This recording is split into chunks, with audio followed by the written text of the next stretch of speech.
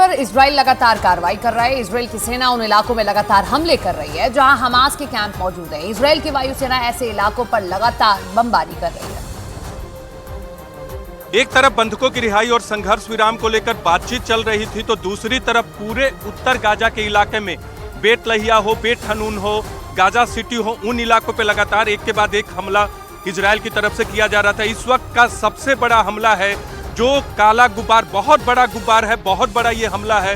बिल्कुल उत्तरी गाजा का इलाका है और कल से लगातार इंडोनेशिया अस्पताल जो कि बेत लहिया में है वो टारगेट पर रखा था। आईडीएफ के जवानों ने, आईडीएफ की तरफ से हवाई हमले भी बेत लहिया के इंडोनेशिया अस्पताल में किए गए हैं और हमास का कहना था, वहां की सरकार का कहना था कि 12 लोगों की मौत हुई है, लेकिन ये बेत लहिया और बेत हनून के पास ही ये एक बड़ा हमला हुआ है और बहुत नजदीक का हमला है। हमास के एक बड़े इंफ्रास्ट्रक्चर पे हमला हुआ है।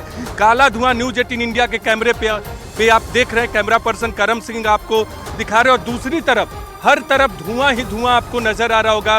न्यूज 18 इंडिया आपको गाजा के आसमान और गाजा के जमीन की तस्वीरें दिखा रहा है। इंफ्रास्ट्रक्चर का पता चला था और उसके बाद की तस्वीरें न्यूज 18 इंडिया पे देख रहे हैं। लगातार संघर्ष विराम और बंधकों की रिहाई की खबरें आती रही, लेकिन उत्तर गाजा में लगातार हमले जारी रहे। जब तक कोई संघर्ष विराम या युद्ध पर रोक नहीं लगता तब तक नहीं लगता कि इस तरह का हमला बंद होगा। इंडोनेशिया अस्पताल को अभी टारगेट कर रखा है इजराइल की सेना ने, क्योंकि वो बेत लहिया में है और जबालिया रिफ्यूजी कैंप जो कि सबसे बड़ा कैंप है गाजा का, उसके नज़दीक है और गाजा सिटी के शिफा अस्पताल के बाद अब इंडोनेशिया अस्पताल को टारगेट पे कर रखा है, क्योंकि आईडीएफ का मानना है कि वहां से भी ऑपरेट करते हैं हमास के आतंकवादी। लेकिन न्यूज 18 इंडिया ने आपको दिखाया कि किस तरह से एक के बाद एक बड़े हवाई हमले होते रहे।